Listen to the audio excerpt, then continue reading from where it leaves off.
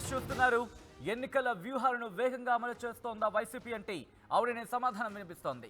MLA అభ్యర్థులను మార్చేస్తూ జగన్ సంచలన నిర్ణయాలు తీసుకుంటున్నారు. ఇప్పటికే 11 మందిని మార్చేశారు వైసీపీ అధినేత. ఉభయ గోదావరి జిల్లాల్లోనూ పలు చోట్ల మార్పులకు శ్రీకారం చుట్టారా అంటే అవుననే సమాధానం వినిపిస్తోంది. ఇక్కడ కూడా పిఠాపురం, ప్రత్తిపాడు, జగ్గంపేటల్లో సిట్టింగ్లకు నో ఛాన్స్ అంటున్నారు. ఎమ్మెల్యేలతో పాటు ముఖ్యంగా కీలక పొజిషన్స్లో కూడా మార్పులు చేర్పులు చేసుకుంటూ వస్తున్నారు వైసీపీ అధినేత జగన్. అయితే ఎమ్మెల్యేలతో ఆయన ఇప్పుడు సమావేశమయ్యారు. పిఠాపురం నుంచి వంగ గీత, ప్రతిపాడు నుంచి పర్వత జానకీదేవి, అలాగే జగ్గంపేట నుంచి తోట నరసింహులు, మండపేట, రామచంద్రపురంలోనూ మార్పులు చోటు చేసుకోబోతున్నట్టుగా తెలుస్తోంది. మండపేట అలాగే రామచంద్రపురానికి సంబంధించి కూడా మార్పులు చోటు చేసుకునే ఛాన్సెస్ చాలా ఎక్కువగా ఉన్నట్టు తెలుస్తోంది. అయితే మండపేట నుంచి తోట త్రిమూర్తులు, రామచంద్రపురం నుంచి పిల్లి సుభాష్ చంద్రబోస్ పోటీకి దిగబోతున్నారా? అలాగే రాజమండ్రి రూరల్ నుంచి వేణుగోపాలకృష్ణ, రాజమండ్రి అర్బన్ నుంచి మార్గాని భరత్, ఎంపీగా ఉన్న మార్గాని భరత్ ఇప్పుడు అసెంబ్లీకి పోటీ చేయబోతున్నారా అంటే అవుననే సమాధానం వినిపిస్తోంది. క్లారిటీ తీసుకునే ప్రయత్నం చేద్దాం. మా ప్రతినిధి కృష్ణమోహన్ అప్డేట్స్ అందించేందుకు లైవ్లో జాయిన్ అవుతున్నారు. కృష్ణమోహన్, ప్రకాశం, గుంటూరుకి సంబంధించి చూసాం. ఇన్ఫాక్ట్ కొన్ని ప్రాంతాల్లో నియోజకవర్గాలు కూడా చేంజెస్ చేసిన పరిస్థితి, ఇన్ఛార్జ్ను నియమించిన పరిస్థితి.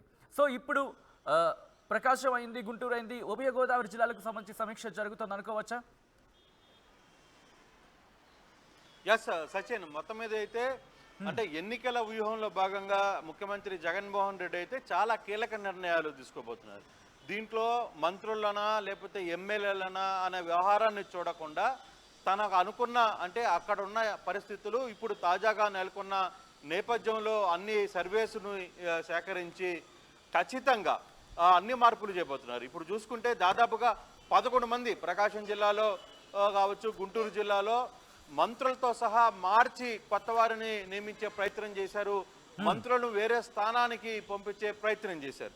ఇటువంటి ప్రక్రియలో భాగంగానే ఇప్పుడు ఉభయ గోదావరి జిల్లాల్లో కూడా దృష్టి సారించారు.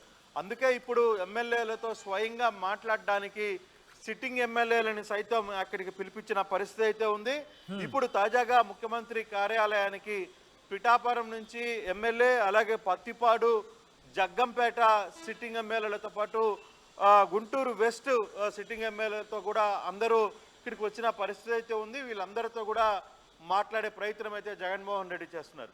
చాలా క్లియర్గా ఆయన ప్రతి అడుగు కూడా చాలా క్లియర్గా అడుగులు వేస్తున్నారు, చాలా స్పష్టంగా అడుగులు వేస్తున్నారు. కారణం అక్కడ లోకల్గా ఉన్న ఎమ్మెల్యేల మీద వ్యతిరేకత రావచ్చు, లేదు కొంత క్యాస్ట్ ఈక్వేషన్స్ కావచ్చు. వీటన్నిటినీ దృష్టిలో పెట్టుకుని ఆయన మార్పులు అయితే శ్రీకారం చుట్టారు. మనకు అందుతున్న సమాచారం ప్రకారం చాలా వరకు మార్పులు జరగబోతున్నాయి. ఇప్పుడు పిఠాపురం నుంచి చూసుకుంటే అక్కడ పెడం దొరబాబుని కాదని చెప్పి వంగా గీతాకి ఇవ్వబోతున్నారు. అంటే ఇక్కడ పత్తిపాడులో చూసుకుంటే అక్కడ లోకల్ ఎమ్మెల్యేని కాదని తన సోదరుడు భార్య జానకీదేవిని, శంకర్రావు అనే అతను అక్కడ ఎంపీపీగా పనిచేస్తున్నారు. వాళ్ళ మిషస్ పర్వత జానకీదేవిని సిటీ ఇచ్చే పరిస్థితి అయితే ఉంది. జగ్గంపేట నుంచి తోట నరసింహులు, మండపేట నుంచి అయితే తోట త్రిమూర్తులు, రామచంద్రాపురం నుంచి ప్రస్తుతం ఐఎన్పిఆర్ మంత్రిగా ఉన్న వేణుగోపాల్ని మార్చి పిల్లి సుభాష్ చంద్రబోస్కి అక్కడ స్థానం ఇచ్చే పరిస్థితి అయితే ఉంది. అలాగే రామచంద్రాపురం నుంచి అదే ఐఎన్పిఆర్ మంత్రిని మార్చి అక్కడ పిల్లి సుభాష్ చంద్రబోస్కి ఇవ్వబోతుంటే, రాజమండ్రి రూరల్ కావచ్చు, రాజమండ్రి అర్బన్ కావచ్చు, రాజమండ్రి అర్బన్ నుంచి ఇప్పటికి అది తెలుగుదేశం వీళ్ళ ఈ 2 స్థానాలు తెలుగుదేశం హ్యాండర్లో ఉంది కాబట్టి ఇక్కడ ఎంపీగా ఉన్న మార్గాని భరత్ని రాజమండ్రి టౌన్ నుంచి తీసుకుని వచ్చే పరిస్థితి ఉంది. రాజమండ్రి రూరల్ నుంచి వేణుగోపాల్ అంటే మంత్రి వేణుగోపాల్ని రామచంద్రపురం నుంచి ఇక్కడికి మార్చే ప్రయత్నం అయితే చేస్తున్నారు. చూడాలి. అంటే ఇప్పటికి ఇవన్నీ కూడా మంత్రులు అంటే ఎమ్మెల్యేలతో మంత్రులతో స్వయంగా ఆయన మాట్లాడే ప్రయత్నం అయితే చేస్తున్నారు. ఆ దిశగా చర్చలు అయితే ప్రతి ఒక్కరితో ఇండివిజువల్గా మాట్లాడే ప్రయత్నం అయితే ఇప్పుడు సీఎం ఆఫీస్లో జరుగుతోంది. సచిన్, రైట్. ఇక్కడ ఇంట్రెస్టింగ్గా చెప్పుకోవాలనుకుంటే, ఎందుకంటే ఇటు పిఠాపురం గురించి ఇప్పుడు మాట్లాడుకున్నప్పుడు, ఎందుకంటే అక్కడ వంగ గీతకు సంబంధించి అంటే పెండం దొరబాబు వర్గం ఆల్రెడీ అక్కడ మనం పరిస్థితి చూసాం. కాస్త పెండం దొరబాబుకి ఇవ్వకపోతే కనుక వైసీపీ నుంచి అందరూ విడిపోతాం, ఆయన ఏ నిర్ణయం తీసుకుంటే వెళ్ళిపోతామని అంటే ఆ నిర్ణయానికి కట్టుబడి ఉంటామంటూ క్యాడర్ చెప్తున్న పరిస్థితి. సో ఎందుకు వంగ గీతనే పట్టుబట్టి అక్కడ పెట్టాలనుకుంటోంది? అంటే అక్కడి నుంచి బరిలోకి దించాలని, అక్కడి నుంచే బరిలోకి దించాలనుకుంటోంది. ఇప్పుడు ఎంపీగా ఉన్న వంగా గీతని అక్కడ దించడానికి కూడా కొన్ని కారణాలు ఉన్నాయి. అంటే దొరబాబు అక్కడ స్థానికంగా ఉన్నప్పటికీ క్యాస్ట్ ఈక్వేషన్స్, ఎందుకంటే అది జనసేనకు వెళ్లే సీట్ ఉంది. సో కాపు సామాజిక వర్గం ఆడ బలమైన సామాజిక వర్గంగా పనిచేస్తుంది.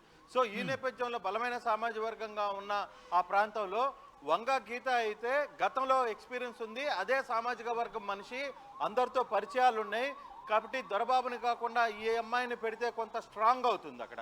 సో ఎంపీగా వంగా గీత అయితే సక్సెస్ఫుల్గా అక్కడ విన్నింగ్ ఛాన్సెస్ ఉంటాయనే ఆలోచన.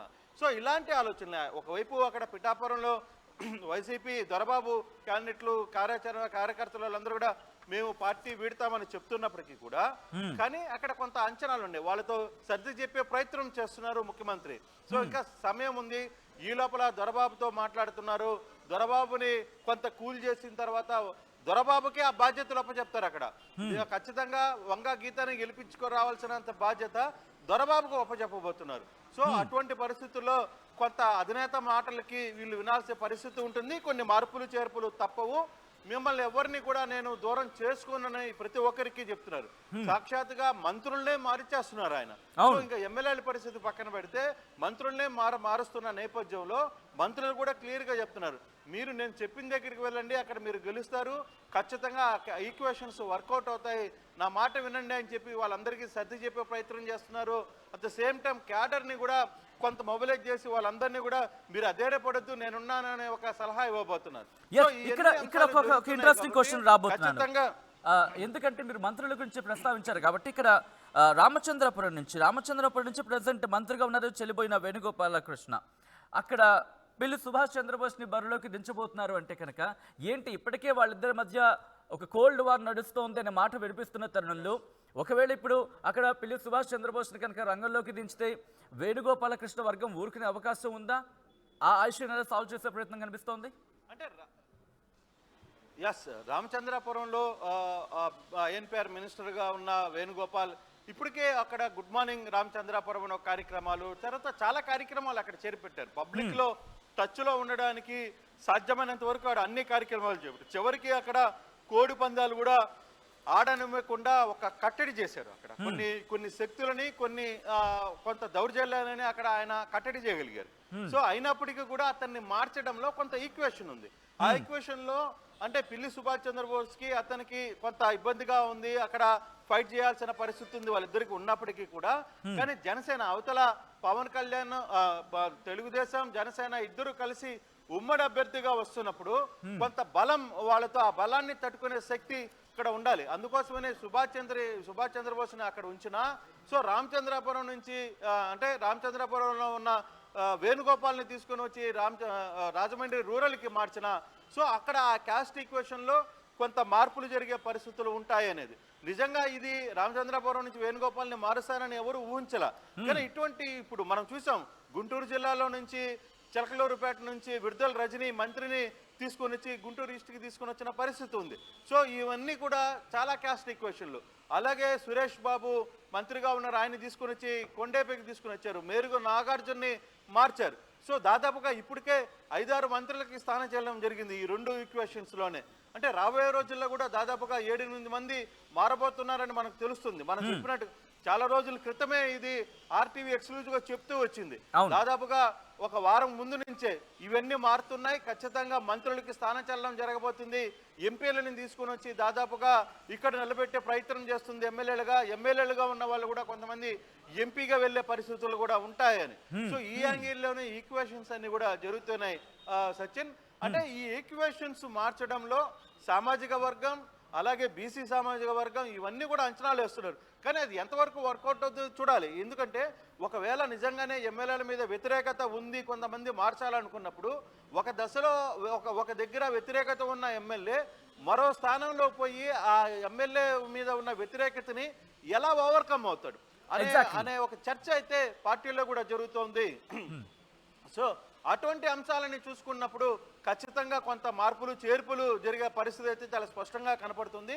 చూడాలి, ఇంకా చాలా మారుతాయి. దాదాపుగా ఇప్పుడు మొన్న 11 అయినాయి, ఈ రోజు 4-5 అయ్యే పరిస్థితులు ఉన్నాయి అంటే అఫీషియల్ గా. తర్వాత దాదాపుగా 40 స్థానాల వరకు కొన్ని మార్పులు చేర్పులు జరుగుతాయి అనేది చాలా స్పష్టంగా తెలుస్తుంది సచిన్. రైట్. మరొక ఇంట్రెస్టింగ్ అంశం గురించి మాట్లాడుకుంటే రాజమండ్రి సిటీ నుంచి ఏకంగా ఎంపీనే తీసుకొచ్చి ఎమ్మెల్యేగా బరిలోకి దించుతున్న పరిస్థితి మార్గాని భరత్ని. అంటే ఇది మార్గాని భరత్ కావాలని ఆయన రిక్వెస్టింగ్తో ఆయన బరిలోకి దిగుతున్నారా, లేకపోతే వైసీపీ వ్యూహంలో భాగంగా బరిలోకి దించుతుందా ఏంటి అక్కడ? ఎందుకంటే ఒక ఎంపీని తీసుకొచ్చి ఎమ్మెల్యేగా దట్టు అక్కడ. ఖచ్చితంగా. అంటే ఇప్పుడు రాజమండ్రి అంటే రాజమండ్రికి సంబంధించిన వ్యవహారాలను చూసుకుంటే మార్గాని భరత్ ఎంపీగా ఉన్నారు రాజమండ్రి నుంచి గెలిచినప్పుడు కూడా. అక్కడ ఇన్ఛార్జిగా ఉన్న గూడూరు శ్రీనివాస్ పెద్దగా వర్కౌట్ చేయలేకపోతున్నారు. ఎందుకంటే ఎంపీగా ఉన్న రాజమండ్రి భరత్ ప్రతిరోజు మార్నింగ్ షో ఒకటి పెట్టుకున్నారు, ప్రతి జనాల దగ్గరికి వెళ్ళే ప్రయత్నం చేస్తున్నారు. అక్కడ స్థానికంగా ఉన్న వాళ్ళ సమస్యలను తీర్చే ప్రయత్నం ఎంపీగా ఉండి కూడా ఎంపీ అంటే రాజమండ్రి రూరల్ మీద కొంత టౌన్ మీద కొంత పట్టు సాధించారు. సో ఇటువంటి యాంగిల్లో ఇప్పుడు మనం చూసుకుంటే వంగా గీత కూడా పిఠాపురాన్ని ఎంపీగా ఉన్నామని పిఠాపురానికి ఎందుకు తీసుకుని వస్తున్నారంటే ఇదే ఈక్వేషన్. సో ఇటువంటి నేపథ్యంలోనే భరత్ను కూడా ఎమ్మెల్యేగా పంపిస్తే అందులో ఇప్పటికే అది తెలుగుదేశం సీట్లో ఉంది కాబట్టి ఆ తెలుగుదేశం సీట్ని ఓవర్కమ్ చేయడానికి ఈజీ అవుతుంది అనే యాంగిల్లోనే భరత్ని తీసుకొని వచ్చి తెర మీదకి తీసుకొని వచ్చారు.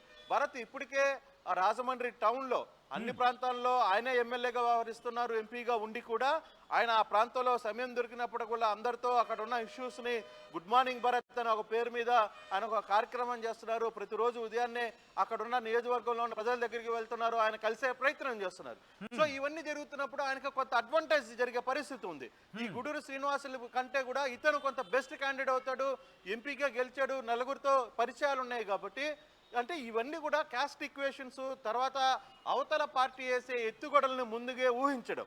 సో అక్కడ తెలుగుదేశం జనసేన రెండు కలవడం ఈసారి ఉభయ గోదావరి జిల్లాల్లో కొంత స్ట్రెంగ్త్తోనే వాళ్ళు ముందుకు వస్తున్నారు. కొంచెం గట్టి పోటీ ఇవ్వడానికి చాలా ప్రయత్నాలు జరుగుతున్నాయి. సో వాళ్ళు ఖచ్చితంగా ఆ ప్రయత్నాన్ని దీటుకోవాలనుకుంటే అధికార పార్టీలో ఉన్న వ్యక్తులు కూడా ఆ స్థాయికి తగ్గ క్యాండిడేట్లని రంగంలో దించాల్సిన పరిస్థితి ఉంది. సో అందులో భాగంగానే రాజమండ్రిని కూడా ఖచ్చితంగా భరత్కి ఇచ్చే పరిస్థితి ఉంది. ఆ దిశగా ముందుకు అయితే స్టెప్పులు వేస్తున్నారు.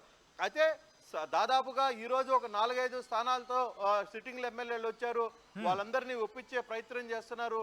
మీకు మేమున్నామని చెప్పే ప్రయత్నం చేస్తున్నారు. మిమ్మల్ని అందరినీ నేను చూసుకుంటాను, నాకు తెలుసు, మీకు అందరికీ నేను అవకాశం ఇచ్చాను, ఈ అవకాశాల్లో మార్పులు చేయాలి. ఎందుకంటే రెండోసారి ఖచ్చితంగా మనం గెలిచి తిరగకపోతే మనం ఎన్నిసార్లు చేసిన ఇవన్నీ కూడా వృధా అయిపోతాయి. కాబట్టి అధికారంలోకి రావాలనుకుంటే ఈ మార్పులు తప్పవు అని జగన్మోహన్ రెడ్డి ఖచ్చితంగా భావిస్తున్నారు. కాబట్టి ఈ ఇబ్బందులన్నీ కూడా అంటే ఈ మార్పులు చేర్పులన్నీ కూడా నిజమే. ఒకవేళ నిజంగా అందరూ అనుకున్నట్టుగా ఈ మార్పుల వల్ల పార్టీకి నష్టం జరుగుతుందా లేదు మేలు జరుగుతుందా అనే అంశం ఇక జగన్మోహన్ రెడ్డి ఒక్కడికే భరించాలి.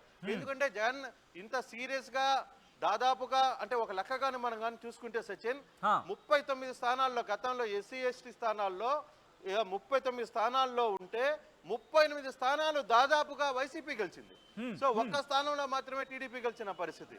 సో అటువంటి స్థానాల్లో ఈసారి తిరిగి ఆ ఎస్సీ ఎస్టీ స్థానాలు కావచ్చు, బీసీ స్థానాలు కావచ్చు, తిరిగి వైసీపీ చేదెక్కించుకునే ప్రయత్నంలో భాగంగానే ఈ మార్పులు చేర్పులు అన్నీ కూడా జరుగుతున్నాయి. ఒకవేళ జనసేన టీడీపీ పొత్తులో కాపు సామాజిక వర్గం ఓట్లు కొంత పోలరైజ్ అయ్యే అవకాశం ఉంది. కాబట్టి దాన్ని ఢీకొట్టాలంటే ఏ విధంగా చేయాలని కాబట్టి కాపు సామాజిక వర్గ నాయకుల్ని తెర మీదకి తీసుకుని వస్తున్నారు. మరోవైపు బీసీలో ఒక జనసేనలో ఒక కాపు సామాజిక వర్గం ఉన్నప్పుడు దానికి ఆపోజిట్గా ఒక బీసీ నేతను రంగంలో దించితే అది కొంత వర్కౌట్ అవుతుంది, బీసీలంతా ఏకమవుతారనే ఒక ఆలోచన. కానీ ఇది వర్కౌట్ అవుద్దా కాదా అనేది మనం ఇప్పుడు చెప్పలేం. కానీ రేపు రిజల్ట్స్ ఏ విధంగా ఉంటుందో మనం ఇప్పటికే చెప్పలేం. కానీ ఆ దిశగా అయితే జగన్మోహన్ రెడ్డి ప్లాన్ చేస్తున్నారు. మరి అది వర్కౌట్ అవుతుందా కాదా అనేది మరో 3 నెలల వరకు వేచి చూడాల్సిన పరిస్థితి అయితే ఉంది Sachin. Right. Thank you Krishnamohan for the update. మొత్తంగా అయితే మాత్రం తూర్పు గోదావరి జిల్లా అలాగే పశ్చిమ గోదావరి జిల్లా ఉభయ గోదావరి జిల్లాలకు సంబంధించి వైసీపీ మార్పులు చేయబోతోందా అంటే దాదాపు అవుననే సమాధానం వినిపిస్తోంది. ఎండ్ ఆఫ్ ద డే కల్లా ఇంకా ఎన్ని నియోజకవర్గాలకు సంబంధించి మార్పులు చేర్పులు చేయబోతుందనే ఉత్కంఠకు తెరదింపే అవకాశం ఉందని చెప్పుకోవాలి. ఇప్పటికే 11 మందిని మార్చేశారు వైసీపీ అధినేత జగన్. ఇప్పుడు ఉభయ గోదావరి జిల్లాలోని పలు చోట్ల మార్పులకు ఆయన శ్రీకారం చుట్టారని చెప్పుకోవాలి, మొదలుపెట్టారని చెప్పుకోవాలి. ముఖ్యంగా పిఠాపురం, ప్రత్తిపాడు, జగ్గంపేటలో సిట్టింగ్లకు నో ఛాన్స్. అవును, సిట్టింగ్లకు నో ఛాన్స్ అంటున్నారు. అక్కడ కొన్ని నియోజకవర్గాలు అయితే మాత్రం అక్కడ మంత్రులకు కూడా స్థానచలనం ఉందనే చెప్పుకోవాలి. ముఖ్యంగా ముఖ్యంగా మనం మాట్లాడుకున్నప్పుడు పిఠాపురం గురించి మనం మాట్లాడుకున్నాం.